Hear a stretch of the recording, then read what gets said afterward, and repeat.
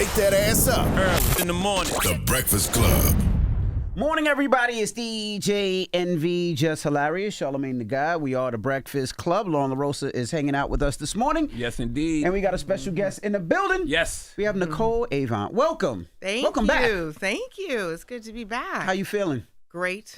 New book? New book, New film, new forward. new forward. Everything's new. Thank God. The paperback version of Think You'll Be Happy is now out, and my husband Ted Sarandos wrote the forward, and it is a beautiful addition to the book. And it became a bestseller again, and I'm just so happy because the legacy continues. But it's through Ted's lens, which was great because Ted was with my father, with the Black Godfather, when he crossed over to the other side. And it was really Ted. I had left the room and said to Ted, we're going to switch places now. And the crazy thing is the 6888 was the last moment I had with my father. Tyler Perry had just sent me one of the last, cuts of the film. And he said, okay, take some notes. We're ready to lock. And my father was in the other room, and I was saying, no, I don't want to bother him. And I could just feel Holy Spirit saying, what do you mean bother him? Go sit with him. So I said, Daddy, here's the movie that you told me to finish. Here's the movie. And he's laying there, and he gets all the way to the end, and the song The Journey is playing. And Diane Warren wrote the song. Her sings the song beautifully. It just got nominated, by the way, for an Oscar. And I was able to look at my father after everything's done, and I'm, of course, crying, and I went over to him, and that's when I said my goodbye. Wow. I was like, you know what, Daddy? You've had the best journey. You've journeyed here for 92 and a half years. You've done so much for your people. You've done so much for America. You've done so much for the world. You can go be at peace now. Wow. You what a journey. What a journey. Was there any response or anything? He opened his eyes, and there was a slight smile, but I saw the peace come over him because I kept saying, Daddy, don't hang out for me. I know you wanted, everything's done. The book is done. The film is done. Because remember, because he had said to me after my mom died, after she was killed, I didn't want to finish anything. Why would you? Right. So I'm thinking, I'm done. And my father every day, you're going to finish that book. You're going to finish this movie. Life goes on. You have to, of course you need to grieve. Of course you're going to be sad, but you can't give your power away. You can't give your light away. You can't, this darkness came into our life. You can't be consumed by the darkness. Wow. You better take this light and figure this shit out and be an Avant. And this is what we do. He's like, you know how hard my life was? You know what I went through? I was picking cotton at 5. I was picking tobacco at 5. I was doing this. I was bounced around. I was this. So it was, and he said, he goes, and you owe us that. You kind of owe us your life. You can't let your life force go. So all that to say, it took 3 years for me to be sitting here now in a much different, more peaceful position of healing. You know, grief never goes away, but it does get lighter as you go, because you learn how to manage it. Last time I was here, right after the hardcover came out, I was still in a state of shock and sadness. However much I was trying to hide it, I was still shaking inside. That's right. Why did you leave the room? Like, why did you and Ted switch places? Like, what? Because I could tell my father didn't want to leave in front of me. Well, first of all, I heard, I don't know if you guys have experienced, but it's called the death rattle, where you hear, it sounds like someone's choking. It's not, it's scary. It's that rattle where the body is actually shutting down, and so he's trying to breathe. Harder to breathe. And it's just so painful. So I knew, and I could tell though that he's trying to hang on. And I was like, Daddy, you can go. I'm going to be okay. I'm going to be okay. So I said, I'm going to go get a glass of water. And then I went out and looked at Ted. I said, you know what? Maybe you should go in now and say your goodbyes, and then we'll do it together. And then the next thing, and then I just knew once Ted went in, he was going to be different, and he was. Ted played music. Ted said, I was the little Catholic boy again in school, and he goes, and I started saying my prayers. He goes, I hadn't said them in years, but they listened to Duke Ellington, Quincy Jones, Frank Sinatra, everybody. Wow. He sent Clarence out, held his hand, and they had their beautiful moment because they were very, very close. And my father and Ted's dad didn't understand really what Ted did for a living. He grasped it, but he didn't really. But my father was like, wait a minute.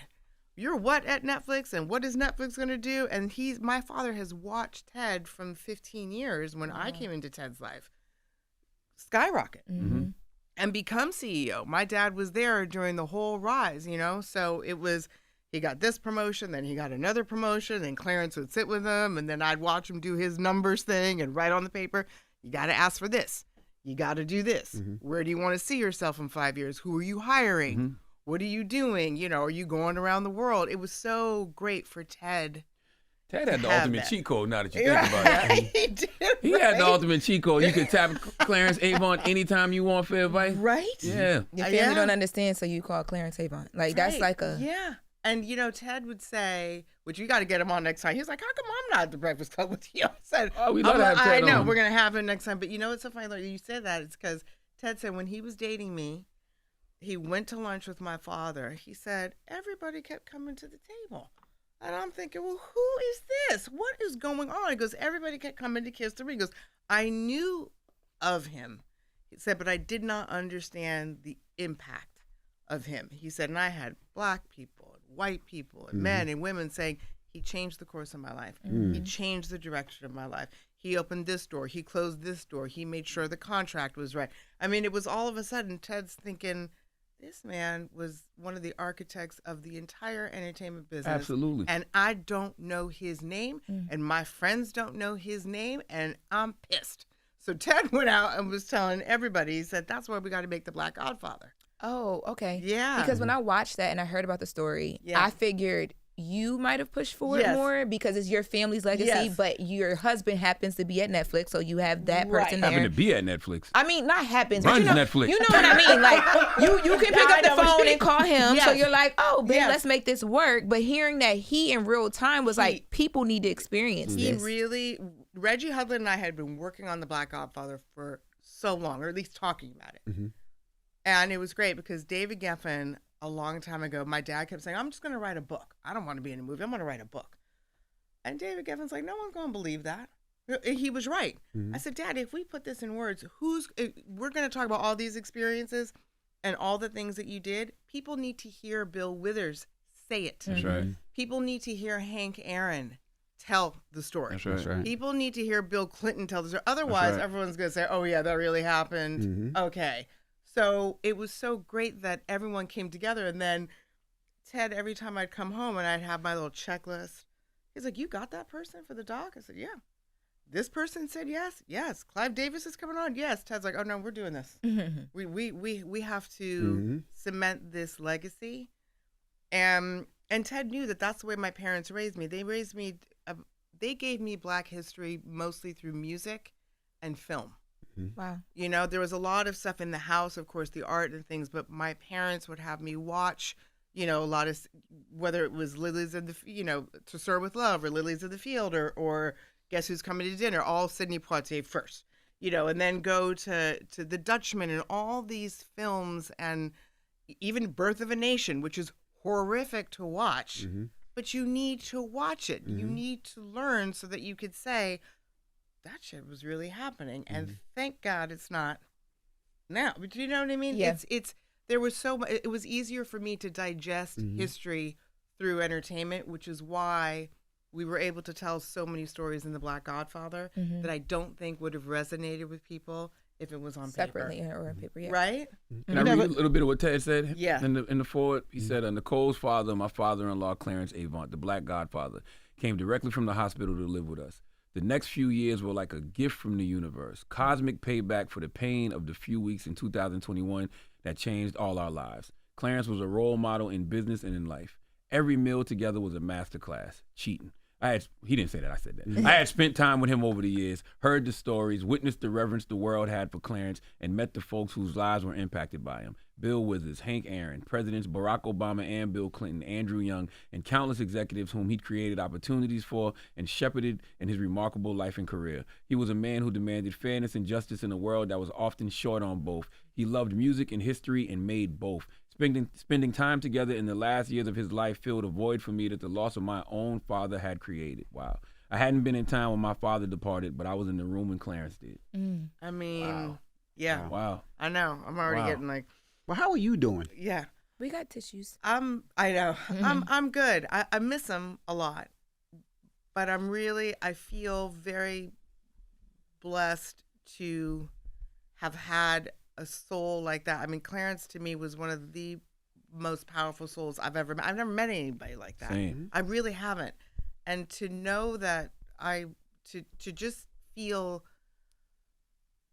every single day, I feel his presence, and just the knowing of this soul raised me, and this soul gave me a toolbox, and that's the best gift he gave me, which was, here's a toolbox.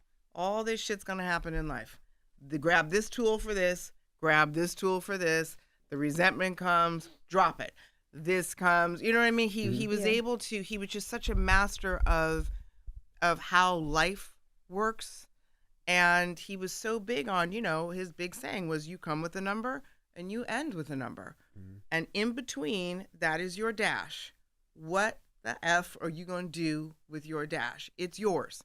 And your choices and your decisions are going to determine your life, period. Because he said, you've already seen it. It's like Tyler Perry just posted. I can't repost it because I thought it was so good.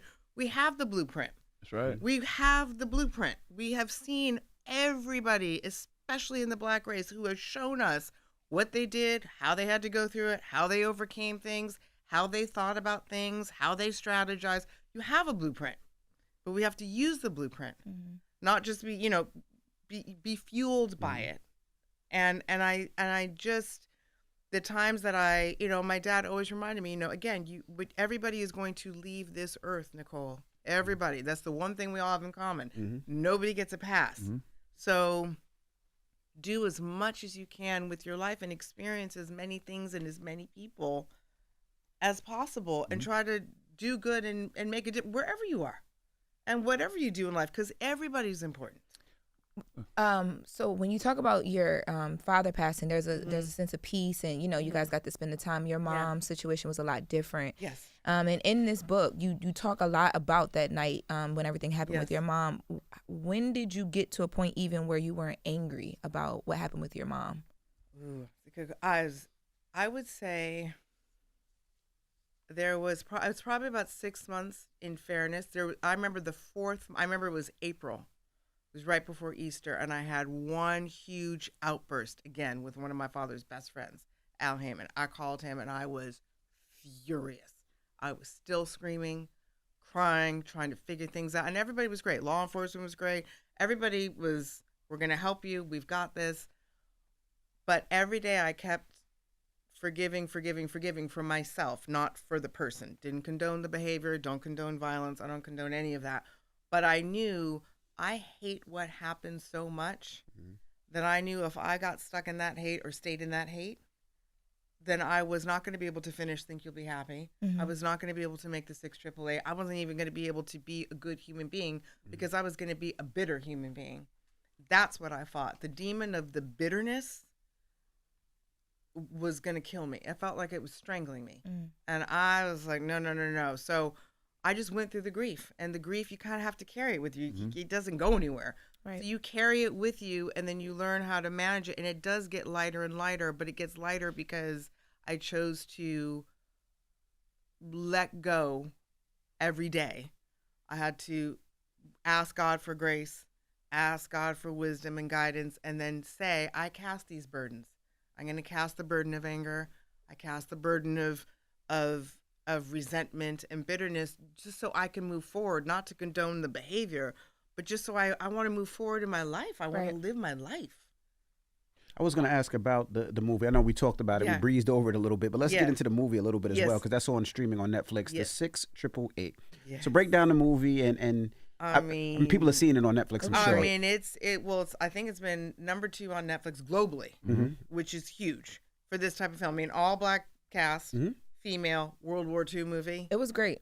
Thank you. I learned a lot. That's why I wanted to tell the story. So the story came to me. It was my fellow producer Carrie Seelig. She sent me a sizzle reel. She said, "Listen, I know that you've probably heard of the 6888, but I don't know if you know the whole story," which I didn't. I heard of Major Charity Adams. I did not know about the battalion. I just didn't. And I went to my mom. I said, "How come you didn't tell? You told me about Charity Adams." And she said, "I told you about them. You're not remembering, but you must tell this story, Nicole. This is such an important part of American history." And so the story basically is, there's all these Black women. They're a part of the U.S. Army, and there's 17 million pieces of mail that have not been delivered to the troops, and no one can do it. Men had tried to do it. Everyone kept trying to do it. They couldn't get the 17 pieces of mail. So they decided, winking, "Oh, we'll give it to these Black girls. Let's see if they could do it. And we'll give them 6 months." And of course, they did it in 3.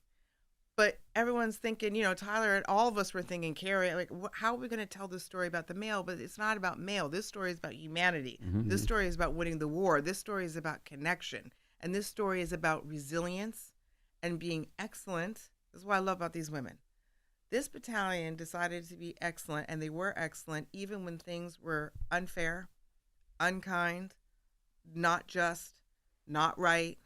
They didn't wait for things to be perfect to be excellent and to show up strong. And they were patriots, and in a country that really wasn't giving them their flowers or giving them anything. And they still chose to show up and rise up. And I said, wait a minute, this story is a great part of American history. It's a great part of World War II history that none of us really knew. And it's great for Black women. And I wanted to celebrate these Black women. And we had Mrs. King, who passed away right before we put out the film. But Tyler, being Tyler, made sure he got the film to her, and he watched it with her, and she was able to say thank you. Wow. And she was able to leave this earth knowing that the world was going to know their story. For those who don't know, Mrs. King is one of the original 6888 members. Yes. Did Ebony get any time with her? I'm sorry? Did Ebony get any time with Miss King? Yes. And all of us for sure did a Zoom with her in the very beginning, so she could thank us and we could ask her questions and so on. And I'm not sure if Ebony went to go visit her physically, but I know they spoke and connected. And yeah, I think there's 2 more surviving members. I mean, it's just incredible. I loved the story, and full circle moment is my mom, like I just said, she said, go do this film. That was 3 weeks before she died. And then my father, it's the last thing I showed him. So for me, this film is extra special because it's a full circle moment with my parents, and just, it started with my mom saying, please go do this movie.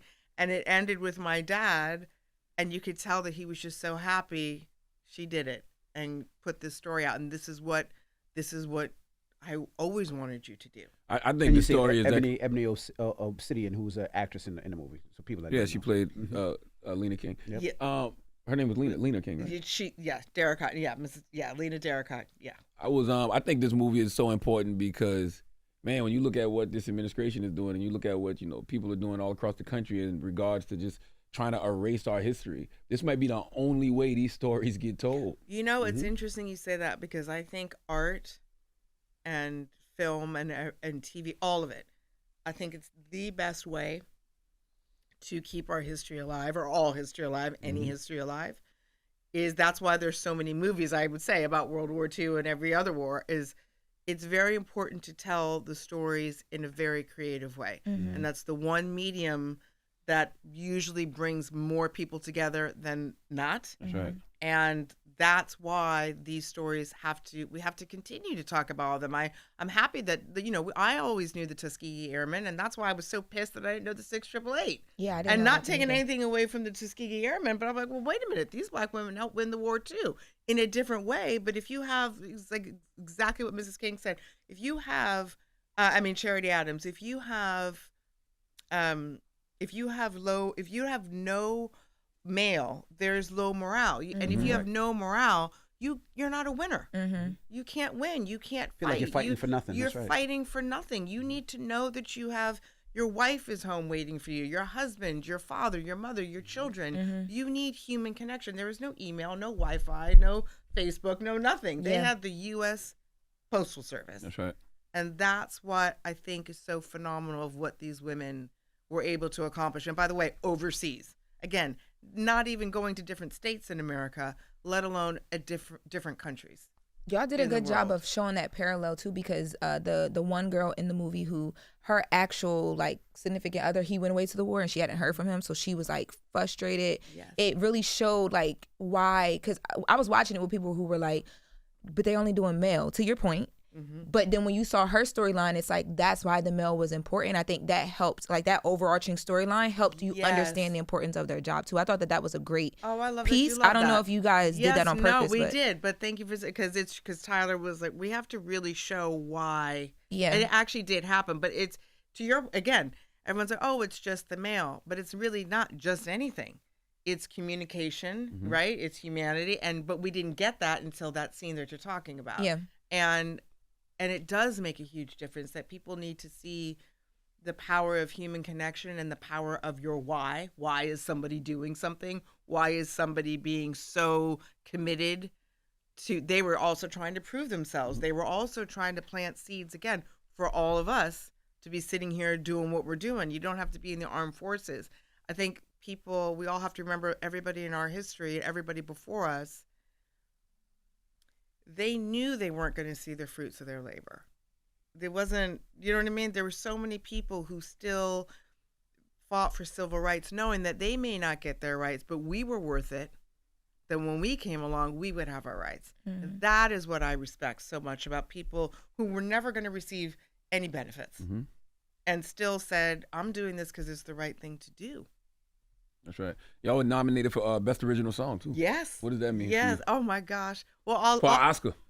It's amazing because twofold again, because Clarence comes in here again, because my dad and Diane Warren have been friends forever. Wow. And the fact that it's Diane who wrote the song and then her singing the song, it's so great.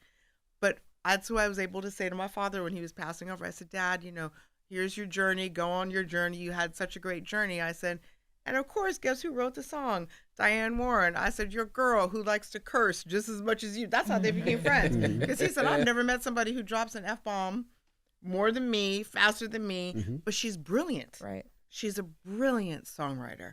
And I was just so happy that this is the category that we got an Oscar nomination. And I was like, okay, I'll take this, because this song is everything. And the song really makes the movie. I don't know how you felt, but I thought the song was just perfect. There was a lot of good stuff that was intertwined into a song. I think the costuming was great. Wasn't that great too? I thought that was important too, especially when they got off the. I'm telling too much of the that movie, march. No, but when the march, yeah, that was like such a powerful silent moment.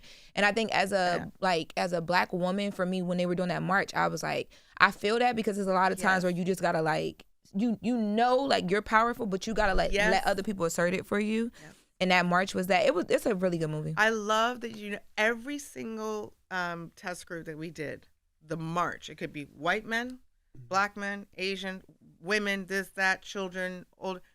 That march, there's nothing is said.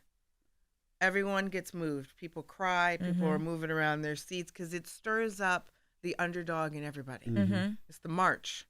And it's that power of, I know I'm being underestimated. No one believes in me, but I'm about to show you. Yeah. You know, Lauren said something that I want you to expound on, Nicole, because you are a powerful woman. You know, she said when you're a powerful woman, you often have to let other people assert it for you. Do you feel that way? I understand that. I do understand that. It's it's so funny. I remember being in a meeting once, and I looked at this man. He said, well, why we believe in this. Like I said, I do have a brain and it does function. I'm just, in case you guys didn't know, I do have a functioning brain, but it's true. You go into, it's so conditioned by everyone that sometimes people have to go before you and just assert it for you, and in a different way. Even when I became ambassador, it was my friend Charlie who said, I said, no, I don't want to do. I'm doing this. I'm going back in the record business. I know what I like to do. I'm done with this. And he looked at me like, really? You've outdone so many other people who are demanding to have all these roles, and you earned it. And so Charlie said, I'm going to put your name in just for you. I'm about to do this.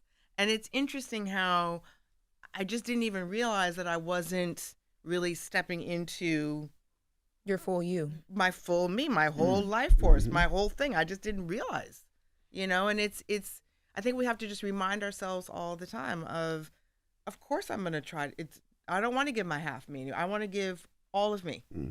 And people take it or leave it. But we should all feel comfortable enough with our life force to show up as best we can and as much as we can, not dim our light because it makes other people feel uncomfortable. I mean, I used to do that a lot growing up. Like, oh, I don't want to say this. Oh, I don't want to say this. No, you're just dimming your light for what? And you're taking your energy down to make other people comfortable.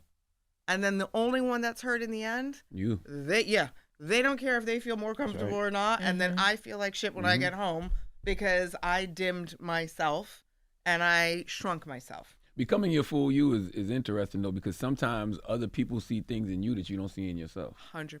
And I think we need, but I think that sometimes, I think there's a flip side and a good side to that too. I think that there's like my father, for example, I think he was very good at seeing talent and seeing people that could really change things.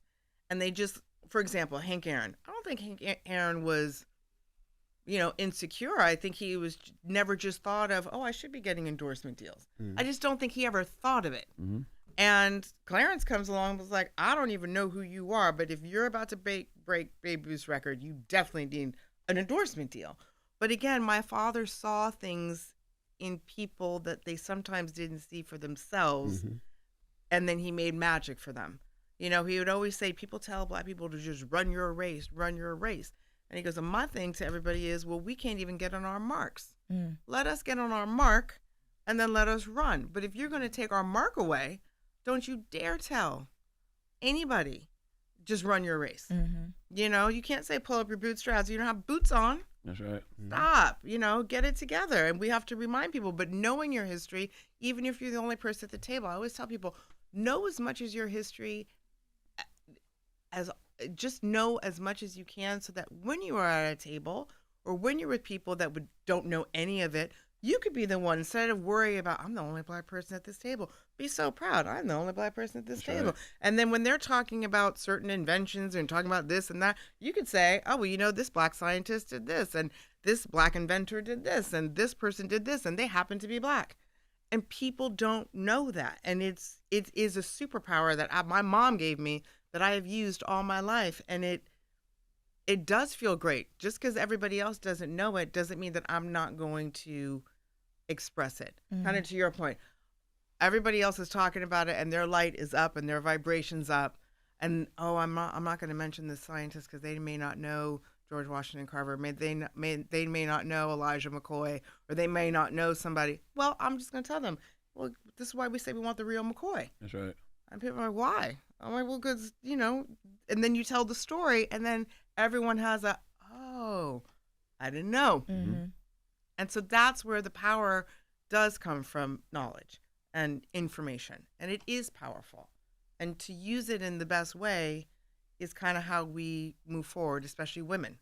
Just really knowing everything, who we are, and being rooted and grounded in real power versus, I always say, there's real power and then there's power adjacent. I'm not interested in the power adjacent. I'm not in, and that's the pride. And we all fall into that too. My father says everything that I had, I lost it all in one fell swoop. You know why? Because I had pride and my ego was too big. And then he was able to share that with me. And then I was able to pick myself up, and I was able to start Taboo Records, and I was able to bring Jimmy Jam and Terry Lewis, because all before that, I got too arrogant. And I started doing too many things, radio station, this, TV show, that.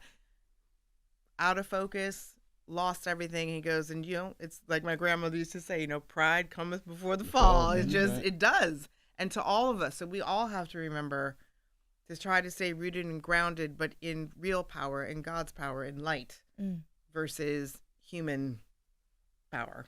When talking to your dad, people always say when you lose everything, it makes you a stronger individual, right? And that you can't be the person that you need to be unless you lose everything. Did he ever talk about that? Yes, he did. He felt that he lost.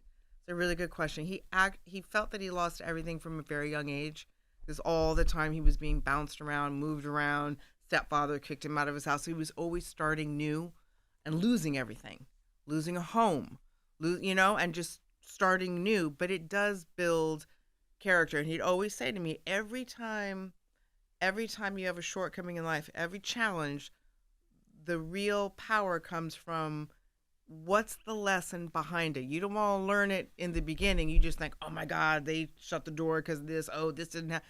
So, but you got to go behind it and figure out and if you learn the lesson, you get to graduate. It's like school. You get to, you read a certain level, you get to go to the 8th grade. You do this, you get to go to high school. It goes, but if you don't learn as you fall, then you'll just stay where you are. Mm-hmm. And he loved the pivot. He'd always say, sometimes you have dreams and shit, and sometimes the universe is thinking way bigger than you. I have to have this. I have to be on this radio station. He goes, and God's trying to tell you, you're going to go all the way over here and run the station. Mm-hmm. But you're so stuck in your one dream, you have to be able to open your dream up and then be able to pivot. And then at some point, if you keep getting closed doors, just say, maybe I'm supposed to go somewhere else. If I am, he goes, just ask. Maybe, but the pivot, he said, people who aren't successful usually never get the pivot. That's right. He said they will not pivot. He goes, I see it all the time. The most successful people, and they end up right flatline because they just won't change. They won't change with the times. They won't change their stubborn ideas. I have to be this. And he said, I just tried everything. Some of it I was great at. Some of it I failed. Then I figured out what I was good at and just kind of, once he figured out managing was his thing, and that's what he was really good at, and he can change people's lives, that's when he started over. And then it was Jimmy and Terry, and then it was L.A. and Face, and it was Benny Medina, and it was Quiz. All of a sudden, he's like, this is what I can do. I say that to people all the time. Like, I think folks, they like to say reinvent yourself. No, you just got to know when to pivot. Pivot. That's it. It's not a reinvention. It's just a pivot. It's a pivot. And it's and the beauty as humans is that we're the only animals that can actually do that. Right. So we can change as soon as you change your mind. Think about it. As soon as we change our minds, and as soon as we start thinking different thoughts, speaking a new way, behavior changes, doors open. All of a sudden you're in the right place at the right time with the right people. As soon as you change your mind, my dad always used to say, keep your mind right. Keep your mind right. And I knew what he meant. You have to renew it every day. Your thoughts, it's never going to work. It's never going to work. Because then why would you expect it to work? This science doesn't even, the universe doesn't even work like that. You tell it it's not going to work, and the universe is going to be, okay. I mean, why would it be any way else? It doesn't work like that. Life doesn't work like that. So he said, Nicole, I just rolled. I didn't care anybody's color. I didn't care this. My mentors were white. I just rolled. He said, and none of my mentors thought, oh, he's going to end up being the Black Godfather, and he's going to use all this power that we're giving him to help black people. He goes, that was not their intention. He goes, I just got lucky, and they picked me, and then they let me in and taught me things that gave me connections, and then I chose to go back and try to make a difference for black people. He said, but that was my decision on what to do with what was given to me, not their intention. The name of this book is Think You'll Be Happy, and it's because of something your mother used to say. Yes. So what is the book about Mr. Avant going to be titled? I know. Okay, it's a true story. And I think I can curse on this show. Sorry. Of course. Okay. So when I wrote Think You'll Be Happy, and I told my dad, I said, Daddy, I'm saying Think You'll Be Happy because this is Mommy's last message to me. 6 hours later, I was heard she was shot. And so he said, maybe it's later, maybe I should write a book. I should write a Clarence Avant book. I said, well, what would your title be? And he was thinking about it. And then he had watched, I don't know what station, MSNBC, CNN. So somebody had said on TV, it was the black person who said, there's been no progress in 60 years, nothing, and on and on. And I'm telling you, everything in my father, his back went out. He goes, no progress. What? And I was like, talking about a man who's picked cotton. Yeah. He's like, I'm picking cotton. I'm picking tobacco. I'm doing this. There were no rights. You couldn't vote. You couldn't do this. That's right. He went on and on. I go, okay, but what's the title of your book? And he leans in and he goes, You're Fucking Welcome. That's the title of my book. You're Fucking Welcome by Clarence Avant. I said, oh my God. And he gave me all these isms. Like, I have all the Clarence isms written down. And I was like, you know what? I'll do that for you. I'm gonna write your book of just now. I'm writing it. It's so good of just his little nuggets. It's not gonna be long. It's just Clarence-ism, write on it. Next page of just real nuggets of how to get through life. You know, his whole thing. Remember, you know this. It is what it is. That's right. Now, what are you gonna do about it? And he'd always say, everybody's always like, it is what it is. He goes, no. Then you finish the sentence. What are you going to do about it? Make a decision of what you're going to do about whatever it is. And if you're not going to do nothing about it, shut the fuck up. That's what he said. If you're not going to do nothing about it, shut the fuck up. He would always say, and I remember one day I called and I needed advice and I was in the Bahamas and I was so feeling sorry for myself. I said, but Daddy, I'm crying. He goes, it is what it is. And I said, can't you just be sensitive for 1 minute and just listen to me? I'm trying to explain something. And he said, I know it is what it is, but it hurts me. And he said, okay, what you going to do about it? I said, but Dad, he goes, no. I'm trying to teach you something. You cannot make a constructive decision in chaos. So when I say, what are you going to do about it? You got to accept what is. Don't fight what is. Don't, because you don't like it. It's not fair. That's going to keep you spinning. So it is what it is. Accept it. Like, own it. It's happening. And then sit with yourself, calm yourself down, tell yourself, I'm in control of my soul. It's the only thing I can control. And then make a decision. Now, what am I going to do about it? What's your new attitude going to be from this? And I'm telling you, it worked. Wow. I calmed down. I said a prayer. I cried. I got over the self-pity. And I focused. And I was like, okay, who do I want to be? Who do I want to be? How do I want to show up in this situation? It was the best advice he gave me. And I've used it throughout my life, you know, but he gave me those little nuggets, and You're Fucking Welcome also was about, like, you owe me a life. I gave you a life. Live it. You're welcome. All of us got here. You had parents. Everybody, generations of people did not quit. So you all definitely do not have the audacity to just sit and do nothing with everything that we went through for you, because we had a big dream for you, all of you. And we do owe them. And you guys, by the way, have done a phenomenal job. I mean, I'm looking, every time I watch, I'm thinking, look at all these politicians coming on their show. Look at how they're changing the culture. Look what you're doing. And the truth is, this show would not have happened 20 years ago, 30 years ago. I'm sorry. It wasn't even probably dreamt up. Do you know what I mean? Yeah, I follow Mr. Avon's blueprint. I'm telling you. I've never seen a black man who, you know, had that type of influence in so many different industries and so much respect in so many different industries. No. And that, to me, that's how you move culture forward for real. Yes. But that's what you guys have done. I mean, I hope you guys really understand. I'm not just saying this. I mean, it's real. And it's a big deal. And it's a big deal for people of all colors, all races, to tune in and see what you create, see who gets to sit in this chair, listen to different ideas, by the way. I love that you have diverse ideas. I love that you have Republicans and independents and Democrats and everybody talking so that people can make an independent decision on who they are. I think that's very, very important. I especially for black men, because I think that black men have always been pigeonholed. Oh, everybody else, you notice everybody else gets to be whatever they want.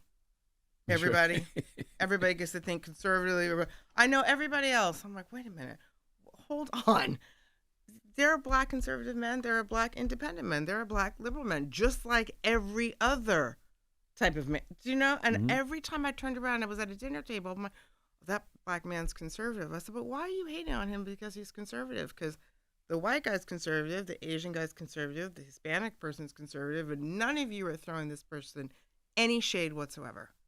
And I don't know why this group only not even women, I'm talking men, only have to think one way. We're not that kind of, everybody else thinks different ways. Monolithic. Yes. Yeah. I mean, Booker T. Washington there are many, remember, many of us were Republican in the beginning. Mm-hmm. So I don't know. What I love that you do again is I love that I've watched everybody sit in this chair and there's different ideas, and I've always taken a little piece from everybody. Even if I disagreed with 90%, there's always that 2%, 5% that I think, I never thought about it that way. That's right. I agree with that. That's what you do. And I think it's really powerful what you guys do. Thank you. Thank you so much. I do have one last question. 688, right? That's out on Netflix now. You can basically probably tell any story you want to and get it on Netflix if you wanted to, right? How do you pick which stories you want to do? For me personally, I love anything that's inspiring, empowering, motivating, and if it's true. I love true stories, you know what I mean? And I love documentaries. Documentaries for me are everything because I think that you can teach people, again, like I say, through film and art. It's so important for me to tell something that people will be moved by and people will leave that room saying, oh, I didn't know that, or I feel so good about this, or I don't care about that. That's what I care about. Empowering people, motivating people, inspiring people. Any kind of script that I get that's like that, those are the stories that I want to tell that move culture forward and have people thinking even in a different way than they ever have before. But that's what I love making people. I want people to feel good, and I want people to feel positive, and I want people to feel hopeful and also be educated in ways, if like I said, we both said, like, oh my God, I didn't know this story. Mm-hmm. And I love the response around the world about the 688 of every response is, I had no idea, number one. And then the second response is, and now I could feel that I could do anything, or I've sat with my children and I've watched this with my children and this has been great. I mean, I was on Bret Baier's show on Fox and they were so supportive of the 688. Mm-hmm. And it was so great that this story is just resonating. That's what I mean. Is everybody wants to talk about this film because it's important and it's a great piece of history that everyone should know. Well, thank you for joining us this morning. That's right. 688. You can check it on Netflix right now. It's streaming now. And the book, Think You'll Be Happy, is out right now. Paperback is out available right now. With a foreword by Ted Sarandos. Tell Ted we do want him up here. Yes. When he's in New York. Ted will love it. Okay. He's great. Okay. Well, we'll see you again when the other book comes out. Yes. Please. All right. Yes. Nicole, Avant. Thank you. The Breakfast Club. Good morning. Thank you. Wake that ass up. Early in the morning. The Breakfast Club.